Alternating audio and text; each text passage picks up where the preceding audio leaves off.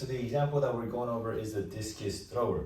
The information that we're given is that discus thrower, for those who don't know, it's like you hold like a discus in track and field, and then you get ready to launch, and you launch it, and it goes however far. And so when the person, I don't know, or the thrower is throwing it, the final velocity, angular velocity as it's being thrown is 15 radians per second. The time it takes from, I guess, the initial point to the end point is takes 0.27 seconds, and the radius in which the swing is 0.81, or the throw.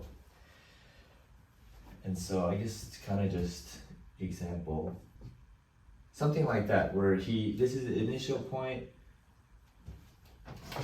It's not initial, it's theta. Where this is his initial point, and this is his final point. Imagine they're like the same. Final point.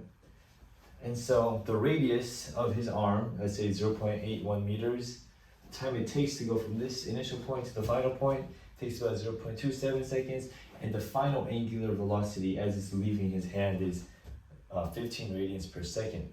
So what we're supposed to find is the total acceleration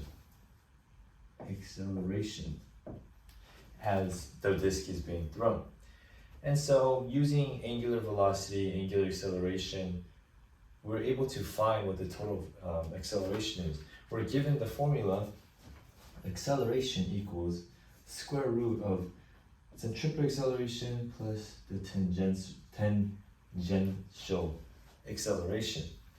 But we don't have either of those yet. That's something that we're going to have to solve on ourselves. And so for acceleration, centripetal acceleration, we know it's radius times the angular velocity squared. This is like the very simplified version of it. I guess to kind of just break it down how we even got to there. We know that it is r vt over r, but we know that vt is boom, boom, boom, like this, but then we also know that those cancel out, and so we get here.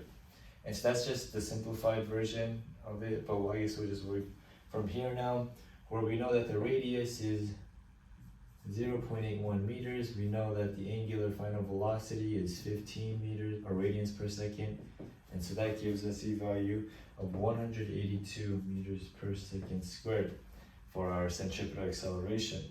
But what we don't have yet is our tangential acceleration. That word always trips me out. Have right here. And for the formula for this equation, it's just the radius times the acceleration or the angular acceleration. And so how do we find the angular acceleration? Well, we can use angular kinematics. And so what we have here is just like v equals v naught plus at, we have the angular velocity plus, or equals the initial plus the angular acceleration times t. And so let's isolate this real quick. We get all over t. And so we can punch that into our formula over t. And we know, let's just plug in our values, 0.81, 15 minus 0 over 0.27. Your answer should be 45 meters per second squared. And so just to kind of recap real quick, before we finally put in all our values, we were given these numbers, and so with these given numbers, we were supposed to find the total acceleration of the disk. And so how do we find that? Well, we find that using our centripetal acceleration, our tangential acceleration, and in order to find those values, we use the equations of centripetal acceleration, what is v squared over r, but using that and converting that into using angular velocity. The reason we know, and just for those who are not aware, the tangential velocity equals the radius times the angular velocity. And so that's why we just plugged it in there, and then the r squared gets, or r to the power of 2 gets cancelled out by the r at the bottom, which just makes it r angular momentum squared. And so that gives us 0.81 times 15 squared. Oopsies, I didn't I forgot to put that, equals 182 meters per second squared. And then for a tangential acceleration, it's the radius times the angular acceleration, which we're able to isolate using angular kinematics.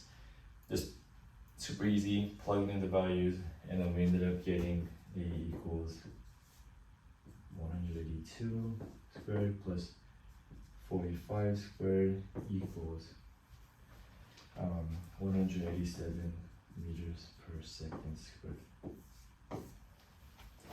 And so very simple, very basics, just understanding how the angular velocity works with the tangential velocity, how the tangential acceleration works with angular acceleration, and using angular kinematics, kind of just like a mix of everything to get a better understanding, not just of it being, not just understanding motion in a linear form, but also in a rotational angular form as well.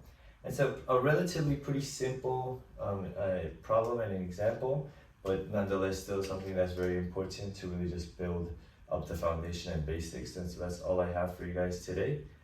Thank you guys for watching, and I'll see you guys next week.